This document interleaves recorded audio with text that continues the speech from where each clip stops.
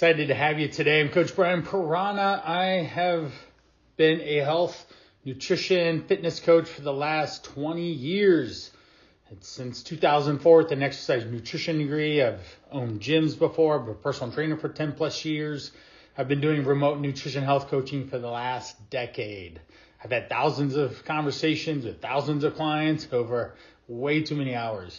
But behavior modification at the core root is what I do on a daily basis, working with everyday people with everyday struggles around their health, their nutrition, their time management or lack thereof. How do they manage stress? These are all part of changing your behavior. And that's what we're going to talk about today is how can you create a positive impact into your everyday life without having to do a 180 degree or this restrictive, or if I don't check off every single of these boxes in this challenge and I'm failing to make healthier modifications and such. That's a real thing in the marketplace, and people think that they have to do it that way. It's just not true. I've been delivering really transformative, life-changing body changes and health changes and weight loss for a long time, just doing it simple and easy along the way. Now the chat is open, so please engage, share. I'm more than happy to have a good time with you this way.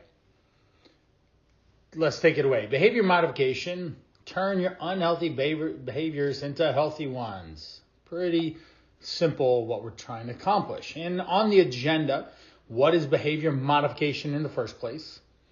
Know your ABCs. What are ABCs? Forming habits, and how long does it actually take to make habits, to create those? How to identify and alter your unhealthy habits. That's probably even the more important thing here, is having that change in your routine, your behaviors that create these new habits that create success for health, for many other areas in your life. What's behavior modification in the first place? Let's define it. It's a demonstrated behavior change with techniques that increase or decrease the frequency of certain actions. Getting to bed on time. That's a behavior modification. There's a lot of things that get in my way when I go to bed. I am 42. I have 4 kids. Oldest is a freshman, and then the 3 others are in middle school. It's crazy busy. Yesterday we got home around 8:30ish or so, 9 o'clock from a band concert, and then I had another coaching call to get on after that. And when I was done with that, my kids were still up, and I had to put them to bed. And then off I went to bed to generally fall asleep around closer to midnight. And there's just a series of things that have to happen. And if I wanted to get to bed earlier, there are different changes to my behaviors and the routine, the pattern of how we did that night to be able to get to bed earlier. I had to get up at 5 to take my son to swim. Now, usually changing bad habits into good ones are only done through the changing of your behavior. So what are the ABCs? Well, we have the antecedent, the behavior, and the consequences, and the directives, and that go into the motives of the action that you're trying to take. And learning it is behavior takes place as a result of consequence being reinforced. Say you're speeding and you just didn't get the hint that your parents, when you were learning to drive, parents told you shouldn't speed. The driver's ed person said don't speed. Your family members, grandma told you not to speed, and all the documents and the things in the driving, the Bureau of Motor Vehicles says don't speed, and even the speed limits, and all of a sudden you're still speeding. Well, get a couple tickets and you quickly learn the consequences of not speeding. And that could be a behavior change if you're just a little heavy on the lead foot there. it might change if you've spent $500 on tickets, or you have gotten your license revoked and you have to go redo driver's ed at 25, 30, 40 years old. Hopefully you'd learn something at that. But we also want to make sure that it doesn't have to be like that. In my world, you do not have to have a heart attack. You do not have to go to the doctor and they tell you have high cholesterol, high blood pressure, that you have your A1C is pre-diabetic, or holy moly, you've been diabetic for some time now. You just didn't realize that. You don't have to do that to create changes. We can get ahead of it. And the faster you get ahead of it, the healthier and the longer and more fulfilled life you'll have, because you're not spending so much time into the future. The antecedent, the action, the event, this circumstance that led to the initial behavior. So what was it that happened before that event took place, or a trigger, or example, I had a fast approaching deadline. I had gotten up later than I wanted, which then got me to speed in the car. I have always been too busy in my day-to-day life to cook food for myself, or let alone even going to the grocery store, and therefore I always just eat out or do takeaway or fast food or something. I never get to the gym, and I don't go outside ever. I just sit at work and stare at the screen, and then I come home and I get on my phone and stare at the screen. And therefore, when I went to go take this action, like bend over and pick something up, my body didn't like it. Or I climbed a flight of stairs and now I'm out of breath. So the behavior, the actual behavior that took place because of the action, the circumstance or the trigger. So I skipped lunch because I had a deadline. Now you're hungry and your stomach's rumbling. All you can do is think about food, and you do not have a plan B. You just thought you were going to eat lunch when lunch was, but in the last 2 weeks, you got scheduled over lunch multiple times. In my world, we're addressing that. We're going to change your approach to the situation. We're not just going to be like, well, I guess I'm not eating today and I'll eat at dinner time tonight or something. It's usually going to lead to a poor choice down the road. And then the consequences, the action or response that follows the behavior. Is the outcome, is it positive or negative? Now, certainly some of this can be positive, a positive consequence of taking action. I have been moving, I have been working out, and then I went to go move my couch in my living room, and I was able to do it. That's a great consequence. Whereas right now we're focusing on negative, go figure. That's what humans identify with, unfortunately, more so than the positive. The example here being I had no energy to be productive because I skipped lunch, so I loaded up on coffee and candy throughout the day instead. I'm looking to sugar and stimulants to fuel my productivity throughout the day, which we all know, if you've done it, you're going to crash and burn. And usually you get on the food roller coaster later in the day. You get home and it's just, I'm going to eat, and then I'm going to eat, and I'm hungry, and I'm going to eat, and it just doesn't lead to really good behaviors at all. And this is where you get stuck in this loop of always being busy, never taking time to actually take your lunch, because it happens multiple times a week. And even if you only gained a quarter pound a week, that is 1 pound a month. That is 12 pounds in a year. Over 2 years, you're almost 25 pounds overweight. And I was only gaining a quarter pound, just this much gained. And that big of an outcome can happen from there. So how do we change some of these habits?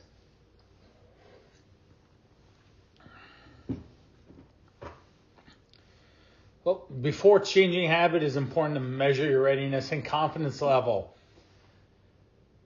When I'm working with clients looking to lose weight most of the time, or improve their digestion, or go run a marathon, or just even a 5K. Or I just got diagnosed with cancer and I don't know how to make myself the healthiest. I literally have a client that has to go into radiation, I found out last week. And we've been working together for months prior.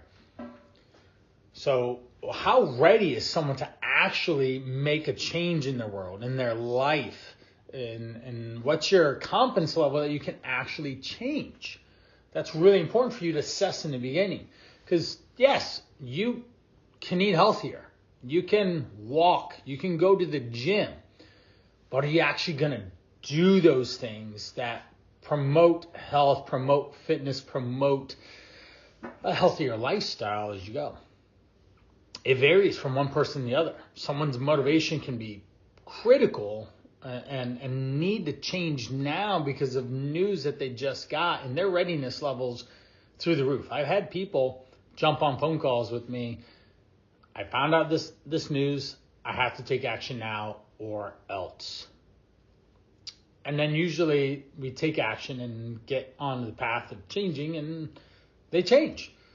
And then they're in an improved situation that betters their life moving forward.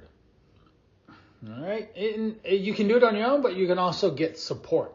And support ranges widely from your spouse, your partner, from friends, from a gym community, from an online community.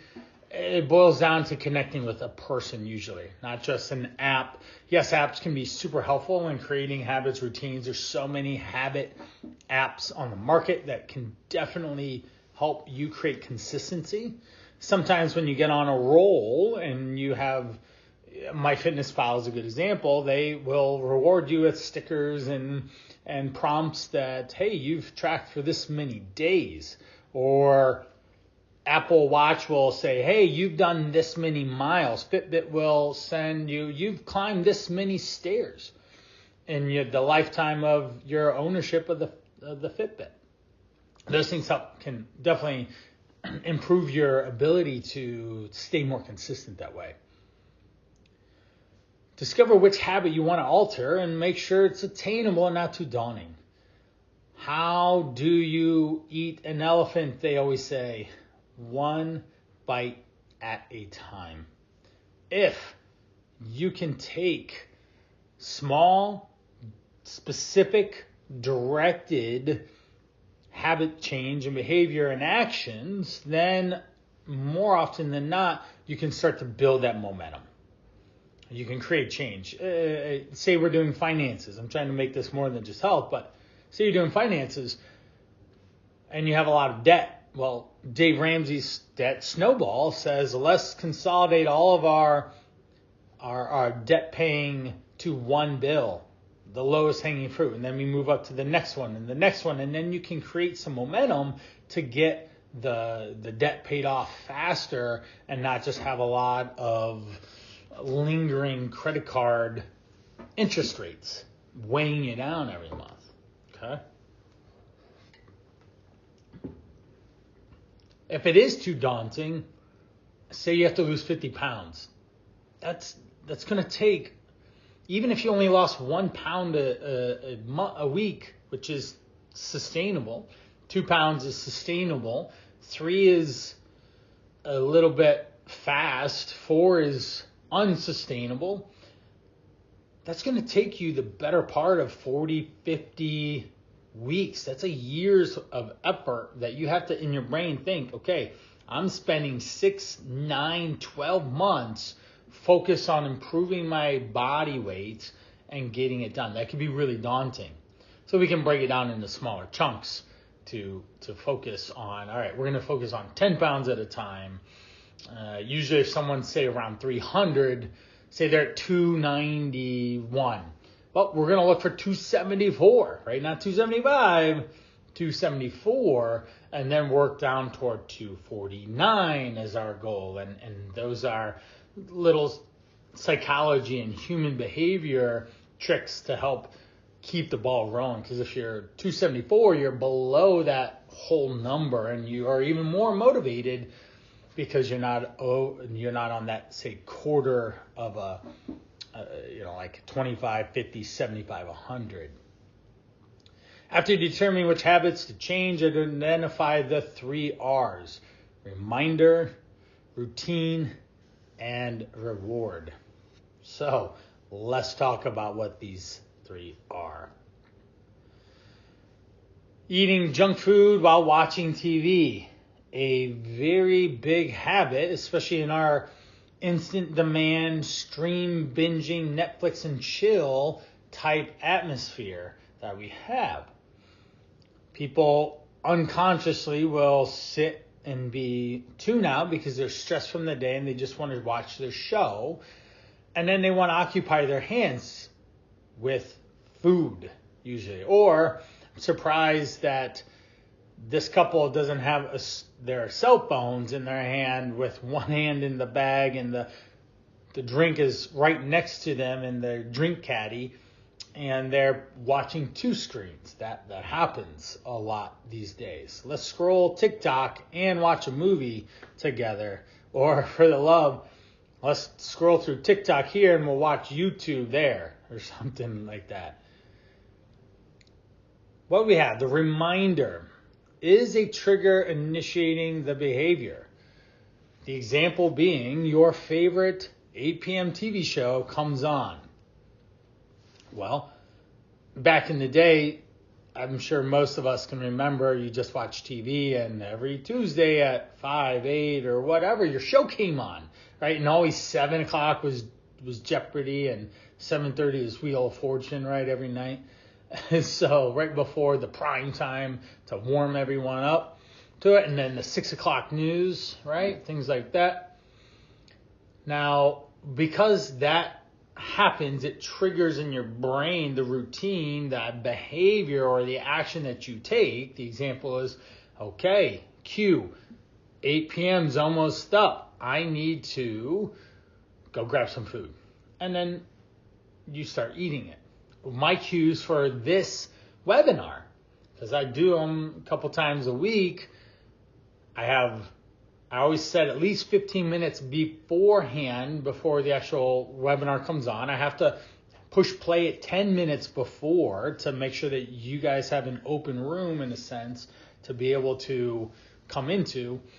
And then I'm making sure everything, I usually have the presentation already loaded up from earlier in the day, making sure my computer's operating. I might turn it off and turn it back on just to refresh all the connections, have good Wi-Fi signaling and all that. And that's my triggers to make sure I can show up here. I put my shirt on and my tie and I do my hair.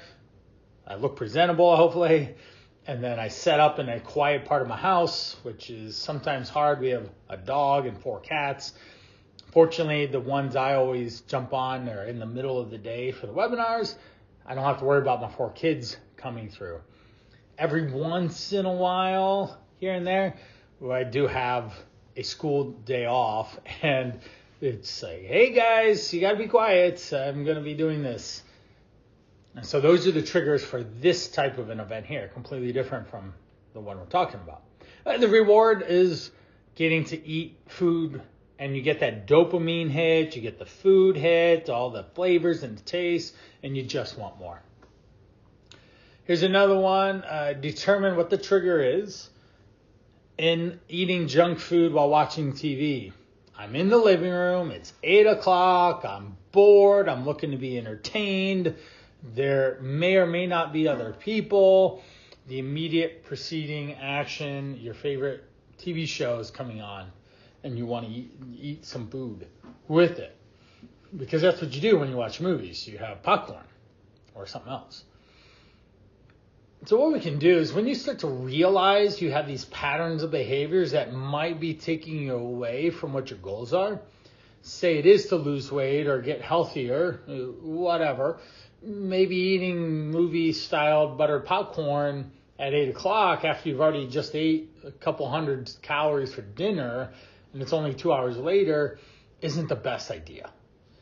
So then you start writing it down, start taking notes, start looking back of finding what these triggers are, understand what your social cues are, understand what your behaviors are in those situations to then not have to do them again, not take action on those things and start breaking them. Maybe you just even watch the show in a different room. That can be enough of a pattern interrupt that you get thrown off. Or maybe you always DVR it or you just stream it the next day at a different time. Therefore, you're not triggered to then to ultimately eat the food. You might determine that a certain event, like watching TV at night, causes you to snack, or being bored in the middle of the workday causes you to snack, or feeling overwhelmed in the morning with this, that, and the other causes you to snack. And when you understand these cues, you can start to recognize the habits, the routines, behaviors, the actions that you start doing, and then slowly unwind them to create easy next steps to shift away from that to a new one. As we write it down on the list of different types of rewards you can enjoy while engaging in healthy behaviors to boost your motivation around it, what are other things you can do in that time frame? Now, sometimes people in my world, I'll say, hey, Giselle is one. She has a treadmill that's in her back house behind her house, and it has the treadmill in it. It's cold out there. It's away from the house. It's boring in a sense. Guess what? She's very unlikely to get dressed, go out there, and be by herself when her family and her young boy is inside and she wants to be around them. How about we bring the treadmill into the house, maybe even put it in the living room? Call me silly, but if it's your house and that's how you need to go about having the access to be able to move more, that would be a really great idea. How do we make a plan of action here? Well, we look at the routine, we see the triggers, we understand what different rewards are that you can go do, and then you start to create new habits that way. Okay, it's 8 p.m. and my show's coming on, and oh yes, that's right, I just moved the treadmill into my living room and I'm going to walk and watch. And if you've been sitting all day, this is a really easy way to get more activity in, burn more calories, ultimately be healthier. And for a lot of people, they'll lose weight that way too, because they're moving significantly more for that hour that they're going to be busy. Of course, it might take some time, multiple tries, but you can shift away from an old habit to a new one, breaking the cycle, and not have to worry about the triggers showing up in your life so much anymore. Okay, really important to be able to break free of that. All right. How do we identify and alter unhealthy habits? Well, let's see what we got. Skipping meals. Pretty big one that most people do that ultimately sets people up for no success. Overeating, gaining unwanted body weight, feeling overly full, feeling really bad the next day about your actions that you took and the food that you ate. Well, it's whether do we label it with starvation mode, like skipping meals can have your body go into starvation mode and increase store fat. What it really does is it forces you to get hungry by the next meal, and you might overeat. Your metabolism can slow down in between long periods of time of not eating food, especially if you're awake during the night. That's fine. Your body's rhythmically supposed to be in a resting state because that's how we've been designed. Blood sugar drops cause you to reach it for caffeine, sugar. I usually always have a midday caffeine, and I just enjoy coffee, and I like caffeine, and I like how it makes me feel and how productive I can be leveraging caffeine in my life. Why not? What else? So modifying. And the obvious things here. Have your meals made in advance. Set reminders on your watch to go off, or set it in your calendar. Literally schedule it on your calendar so it doesn't get booked over or forgotten about. If you live and die by your schedule, like I do, then you can definitely fit it in and make sure there's time available. You're not just going to squeeze in your food between one meeting to the next. You're the one that's going to get left out on that situation, okay? A simple reminder for me is brushing my teeth in the middle of the day. I was really amazing at it before COVID, and then COVID happened and just knocked off the routine. And since then, I've not been as good at brushing my pearly whites down in the middle of the day after I've eaten, say, breakfast and lunch, in a sense. I like to do that, keep these things cleaner and cavity free, because I don't want to go to the dentist. More, not because I don't like the dentist, but I don't want to pay for it and pay for a cavity. If I go in, so like $300 or something for a cleaning, and then it's $150 for a cavity. Wait, it's like $500 all of a sudden. Not interested. The last time I went in, they said, "Hey, you're going to get a crown." I'm like, all right, that's awesome. I eat lots of protein and vegetables. Occasionally I have some sweets and stuff. And I try and brush my teeth twice a day, and I floss every day. But just as a reminder, I'll have a midday alarm to help trigger me to brush these things and not forget about it. Prepping your meals beforehand. I can't tell you how important it is to just have food available, whether you cook in bulk, you buy food in a convenient way, there's so many different ways about how you can do it to make it work in your best interest. For the love, eat what you pack. Don't just eat whatever someone down the hall says, "Hey, I'm going to go to this restaurant. I'll pick you something up." You're like, "Okay, whatever." That's not great. You're giving the power to someone else to influence the food that you eat. Even though, of course, it's probably going to taste good by design, but it's going to be way more calories than you need. Also, always carrying grab-and-go type options in your bag. For the very least, guess what? Newsflash, you don't have to have things in a package or a container. It could just be fruit and vegetables, which you can have fresh. And if you ate fruit and vegetables in those snack times, I 100% will tell you will be in a much healthier place than putting grab-and-go snacks that are in packages into your car. I promise you, or whenever you're out on the road. Skipping breakfast. Why could it be harmful? Well, you might feel more tired throughout the day. You're not getting enough calories in. I can't tell you how many times this shows up. One story I remember from a while ago. This lady, she worked at Costco. She was the manager of the floor. She'd get in by 5 a.m. and by noon, lunchtime, she had over 10,000 steps. This woman was moving, or as my freshman high schooler would say, she was cooking, and she was moving a lot. And so she burned a crazy amount of calories, and she'd always talk about how hungry she was. The simple question was, so how many calories do you eat in the morning? Well, I'm rushing out of the door and I'm this, that, right? You might resonate with that. Oh, I'm rushing around and I don't have anything planned or prepared or any of that. And then I just grab a yogurt and then I eat it on the way in. Logic, you just hear it in my voice, right?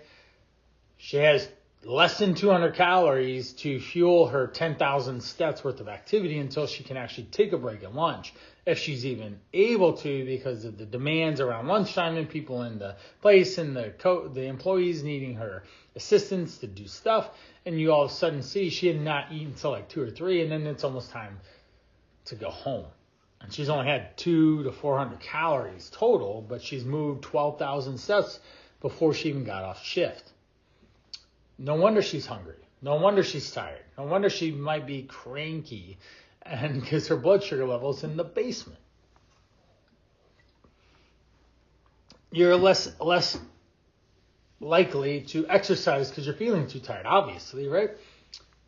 And by doing that, what we have is, again, you don't have adequate amount of calories to give you enough energy throughout the day, and your energy levels wane. Mirror that with a busy work life. Chances are, most people I ever talk with, they have some challenges in their job that they have to do that creates stress or pressure, and there's a mental fatigue happening then that creates fatigue and not wanting to move at night, and then you're not getting any healthier by sitting more. You're more likely to reach for less healthy snacks throughout the day. And the reason being, if you skip breakfast, you're going to grab whatever you can. The candy jar at the secretary desk or the snack drawer at the office. You're not grabbing the apple. You're going to walk right by the apple to reach past it to open up the drawer to the higher calorie, more simply processed foods that aren't going to give you energy. They'll give you energy now because they're calorie dense, but they won't give you that sustained energy that you need. Slows down metabolism. Okay. Now with this, again, the longer we go without food, your metabolism will slow down. That's just happens with the body, and that's something that we can avoid. Now, you don't have to eat 8 meals in a day. Even just 3 meals in a day can keep your metabolism moving quick enough. How do we modify this?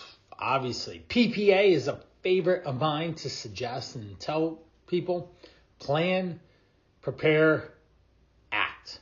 If we plan it out and it's prepared, then we can act on it with no problems or reduced problems. Prepare your breakfast the night before, of course. A smoothie, overnight oats, an egg bake. Those all could be really easy to create beforehand, so then it's ready right in the morning. Hard boil some scrambled eggs for the week, or again, make a casserole of an egg bake would make really easy. You bake enough for 3 or 4 servings, and then you cut it into 3 or 4 opportunities with some, obviously, eggs, maybe some egg whites or other lean protein source. You mix in the vegetables, and then it's a little bit of starch, like rice, potatoes, beans. Usually go with eggs or egg bake, and there you go. You swirl it all together. You put it in the oven. I had to actually look this up yesterday. 350 for 40 minutes, and ta-da! Or it was 2 days ago, I think I did. But that's your egg bake. Because the person asked me, how long does that take? I said, I'm not 100% sure, and if I can remember the next time I talk to them, I will tell them that I immediately reference that information the next day. I think it was Pat, off the top of my head. We were talking about it, and he asked, and I said, an egg bake is really easy. You don't have to look up a recipe. You just put eggs, some lean protein in it, chop up tons of vegetables, and a little bit of starch. How long do you bake it for? I don't know. Somewhere around 30, 40 minutes, I think, at 350. Well, that's basically what it was. 350 for 40 minutes. So pretty funny. Hard boiling a dozen eggs at one time, then you have lots of opportunity there. You could eat 3 at a time. Could be a really good higher protein snack or help make it an easy breakfast. Chop up all your fruit or your vegetables at the beginning of the week. Now, if you did some fruit, you can eat it with a Greek yogurt. Also consider you don't have to chop something like a pepper or a cucumber or baby carrots or cherry tomatoes. You could literally just grab them and eat them one bite at a time and save you some time. Now, dining out. This is always a tough one. What do they serve at restaurants? They serve carbs, fats, sugar, and sodium in high-calorie packaging. Why? They want it to taste good. And therefore, you have to understand that most restaurants are going to serve 1,000 plus calories, 1,200 and 1,500 calories on a plate for you to eat. And it's going to certainly taste good, but it's not going to be good for your waistline. Now, it's definitely going to be less healthy than home-cooked meals. For you in this situation, you're allowing someone else to prepare the food for you, to allow for it to, get in the way in a sense. Like that's important to know and understand, that we want to make sure you're not doing that. You're controlling the majority of your meals throughout the week, and not just having someone else cook or prepare for you. Eating out's expensive nowadays, right? Not that it ever wasn't, but it's really expensive. Even if I do Chinese takeout in my house, it's almost $80 now. Holy moly. We're getting chicken, broccoli, and rice, and some egg rolls, and a little bit more rice. Why is this $80? This is definitely not $80 worth of food. All right. Dining out. Plan out your meal. Look at the menu beforehand. If you had to, you could call the restaurant. If you're with a group of people and no one knows where to go, take the lead. Choose a restaurant. Let's go here. And then that will work in your favor, because you chose a restaurant that would be better suited for a healthier dish at lower calories. Certainly making substitutions in your dish. Adding a vegetable or a salad on the side instead of French fries. Doing a protein double vegetable helps a lot. Use leftovers for the next day, in the next portion size to reduce that. And if you literally just eat half of whatever they serve you, now we're talking about a 500, 600 calorie portion, and that in and of itself could get you out of the restaurant within a reasonable calorie range and not have to worry about it. You don't have to go to the restaurant and overfill yourself. It's okay. You can just eat an appropriate amount of food and it'd be fine. Experience the environment around you. Experience the conversations with the person in front of you. Experience the joy and the positive time that you're spending in your day-to-day. Not just, I go to a restaurant, I overeat, I feel bad afterwards. Let's definitely not do that. Now, candy, of course, if there's a known culprit for the candy bowl at the office, maybe you can just put it away. You'll spare everyone an extra 75 calories every time they grab something, put it in their mouth, 100 calories. Of course, we know that consuming sugar leads to chronic illness and disease. It's not good. And it allows you to really just overeat calories. It's easy to put 3 snack size pieces into your mouth, and all of a sudden you could have 150, 200 calories, and that in and of itself could throw you off progress for the day. We want to make sure that we're not going to candy or sugar, and instead let's look for different cues. Am I actually dehydrated? Do I need water? Right? A lot of people confuse that. We want to figure out if we're bored or stressed as well. We don't want to be afraid to have a piece of candy, but in general, we want to make sure that it's monitored. We're paying attention. One of the easiest things is basically calorie-free mints, or very low calorie, low sugar mints. Great place to swap there. You have fruit, trail mix, things like that, nut seed. You do have to be conscious that those are high calorie as well. Now, overworking. Why it may cause harm. Taking small regular breaks from sitting and concentrating on something can definitely eliminate this exhaustion, this stress. But if you fail to do it, you just build. It's a tea kettle spilling over. You just continually build the heat, and then all of a sudden, boom, and out comes the steam and the water because you're stressed and you're overdone. Even just sitting for a long time. I sit, but I mainly stand, and even if I'm standing, I've been pacing back and forth since I have 2 chairs here on a stand-up desk. I have a chair that's on a table I have 2 chairs on the bottom here so I can stand and move and keep some good energy here. I'm not just sitting staring at my computer from 1 hour to the next. I do sit a little bit, but I usually move quite a bit all day long. It keeps my posture better, keeps my energy better, and sitting for long periods of time will create tightness and poor posture, and ultimately you could get injured on some level. So feel free to step away if you are feeling overworked, if your body's tensing up. You're allowed to take a break, and you need to make sure you have it scheduled in if you need to. Make it a list to prioritize your work at certain times. You do better at scheduling yourself and your day in, and this will help eliminate feeling overwhelmed.